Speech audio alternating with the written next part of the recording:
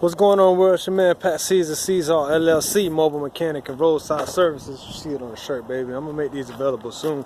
So I'm working on this 2004 Ford Windstar. Actually, this is called a Ford Freestar, but when you call the dealer, it says that the car doesn't exist in the particular year. But I'm pretty sure that is 2004. And customer was driving down the road and the car just stopped. She couldn't get it in reverse. She couldn't get it to drive properly, and so either way she's like, hey, can you help me out? Put it on my computer. I came up with code. She had an EGR code, I think something with the purge solenoid valve too, and then the last one, which is what this video is about, is code p0715, the turbine input speed sensor. And what that does is relay between the speed sensor and the reluctor wheel on the other side of the axle to tell it in position how fast you're going. Sounds crazy, and I probably gave a bad example of what that actually is and how it does it, but I know that's what it does. So this thing makes it freaking impossible because there's two that you're supposed to change at the same time from everything that I gathered. You have this little one, which is easy. Come to the driver's side, take off the wheel, and 8mm bolt, boom, pull off the clip, pull it out, put the new one in, you're good. And I believe that is actually the TSS, which is the input turbine sensor. But like I said, it was recommended to me to change both of them. So I took this out. I noticed there was a little bit of metal on there. Where is it at? Focus. Well, it won't focus on it. Well, there's a little bit of metal, nothing crazy. But this one, this BITCH right here is the problem, because in theory it's the same thing and it's a lot easier to get to, but it's very hard to actually get to. So for you guys who's wondering, how do you change that speed sensor or TSS other sensor for 04 and up Ford Freestar, this is your video. So what I've done is jack the car up. Boom, as you can see, it took the wheels off both sides. I came down, so let me go under the car to the subframe bolt. There is a subframe bolt, and that is the subframe bolt right there, right? There's originally, if you could just, Ford, well, I tell you, manufacturers are not with you. That bracket is the problem. But the problem is, if you could just get past that bracket, the sensor's like right in there. You can't see it because I ain't got my light on there, but you can't get the last bolt out because the exhaust hits it. And then there's a hidden bolt in between there that you can't get out unless you can get this motor mount out that holds it to the frame.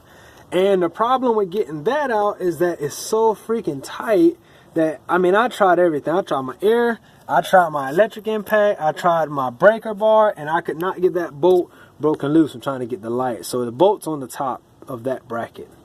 So what I did was undid that bolt that holds this mount in for the core support and jacked it up as far as it can go. And you're gonna probably have to have little hands or close to it. My hands ain't too small, but they're smaller than some, I guess. And then you have to fight your way, how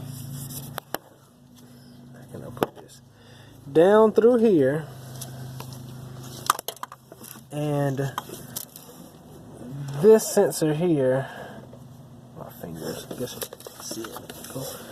That sensor right here, put your hand here and follow it underneath the head right here to the back side. Now, I literally had to